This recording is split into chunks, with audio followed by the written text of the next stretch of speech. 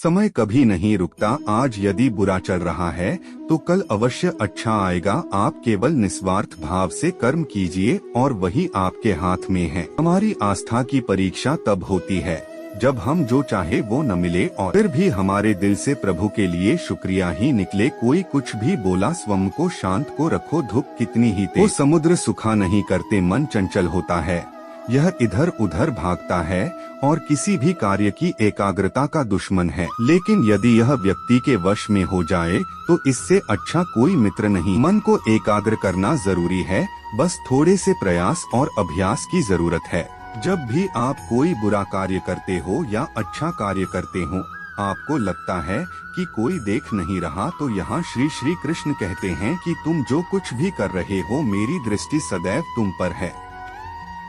इसलिए आप यह मत समझे कि आप अकेले हैं, आपके साथ श्री कृष्ण सदैव हैं।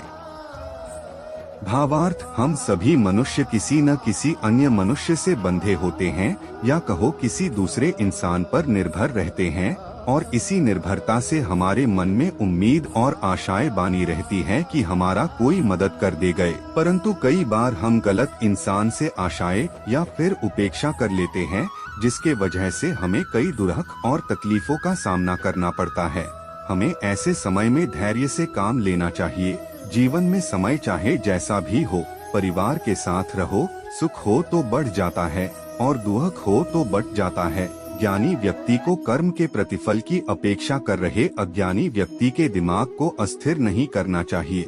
किसी और का काम पूर्णता से करने से कहीं अच्छा है कि अपना काम करें, भले ही उसे अपूर्णता से करना पड़े। जो कुछ हुआ अच्छे के लिए हुआ, जो हो रहा है अच्छे के लिए हो रहा है, जो होगा वह भी अच्छे के लिए ही होगा। तो सकारात्मक रहो और अपना कर्म करो। जिस प्रकार श्री कृष्णा जी ने अपने ज्ञान से राह भटके अर्जुन को सफलता प्राप्त करवाई थी, उसी प्रकार भगवान श्री कृष्णा आप सभी को अपने जीवन में आगे बढ़ने की राह दिखाए, यह हमारी कामना है। श्री कृष्णा जी के ज्ञान से आपके जिंदगी को रोशनी मिले, इसलिए भगवान श्री कृष्णा कोट्स इन हिंदी और भी आपको सही मार्ग पर ले जाने में सफल रहेंगे। आप कोट्स ऑफ कृष्णा इन हिंदी को अपने परिवार और दोस्तों को शेयर करके इस ज्ञान को और बांटे, क्योंकि ज्ञान बांटने से ही बढ़ता है। मनुष्य जन्म लेता है तो उसके पास सांसें तो होती हैं, पर कोई नाम नहीं होता। जब मृत्यु होती है तो उसके पास नाम तो होता है, पर सांसें नहीं होती। इसी सांस और नाम के बीच की यात्रा को जीवन कहते हैं। न किसी के अभाव में जियो, न किसी के प्रभाव में जियो। यह जिंदगी है, आपकी अपने स्वभाव में जियो। किसी के प्रति मन में क्रोध लिए रहने की अपेक्षा से तुरंत प्रकट कर देना अधिक अच्छा है। जैसे क्षण भर में जल जाना देर तक सुलगने से अधिक अच्छा है। तुम उसके लिए शोक करते हो जो शोक करने के योग्य नहीं है, और फिर भी ज्ञान की बातें करते हो। बुद्धिमान व्यक्ति ना जीवित और ना ही मृत व्यक्ति के लिए शोक करते हैं। तुम अपनी पीड़ा के लिए संसार को दोष मत दो, अपने मन को समझाओ। तुम्हारे मन का परिवर्तन ही तुम्हारे दुखों का अंत है। तुम्हारा मोहग्रस्त होकर अपने कर्तव्य पथ से हट जाना मूर्खता है, क्योंकि इससे ना तो तुम्हें स्वर्ग की प्राप्ति होगी और ना ही तुम्हारी कीर्ति बढ़ेगी।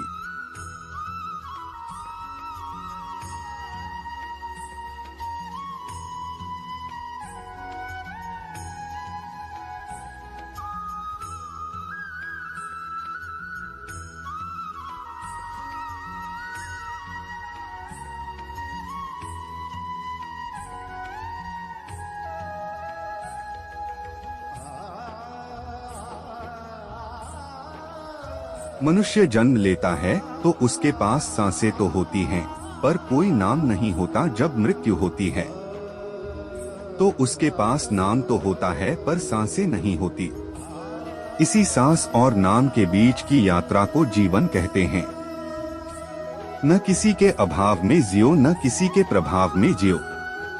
यह जिंदगी है, आपकी अपने स्वभाव में जियो। किसी के प्रति मन में क्रोध लिए रहने की अपेक्षा से तुरंत प्रकट कर देना अधिक अच्छा है। जैसे क्षण भर में जल जाना देर तक सुलगने से अधिक अच्छा है। तुम उसके लिए शोक करते हो जो शोक करने के योग्य नहीं है, और फिर भी ज्ञान की बातें करते हो। बुद्धिमान व्यक्ति ना जीवित और ना ही मृत व्यक्ति के लिए शोक करते हैं। तुम अपनी पीड़ा के लिए संसार को दोष मत दो, अपने मन को समझाओ। तुम्हारे मन का परिवर्तन ही तुम्हारे दुखों का अंत है। तुम्हारा मोहग्रस्त होकर अपने कर्तव्य पथ से हट जाना मूर्खता है, क्योंकि इससे ना तो तुम्हें स्वर्ग की प्राप्ति होगी और ना ही तुम्हारी कीर्ति बढ़ेगी।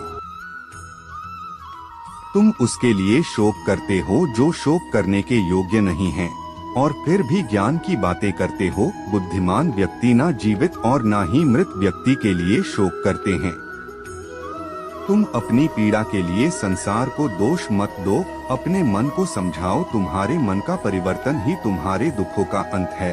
अगर तुम अपना कल्याण करना चाहते हो तो सभी तरह के उपदेशों, सभी धर्मों को छोड़कर मेरी शरण में आ जाओ। मैं तुम्हें मुक्ति प्रदान करूंगा। सुख दुख का आना जाना सर्दी गर्मी के आने जाने के जैसा ही है, इसलिए इन्हें सहन करना सीखना ही उचित है। तुम्हारा मोहग्रस्त होकर अपने कर्तव्य पथ से हट जाना मूर्खता है, क्योंकि इससे ना तो तुम्हें स्वर्ग की प्राप्ति होगी और ना ही तुम्हारी कीर्ति बढ़ेगी। बुरा वक्त आपको जिंदगी के उन सच से सामना करवाता है जिनका आपने अपने अच्छे वक्त में कभी ख्याल भी नहीं किया होता है।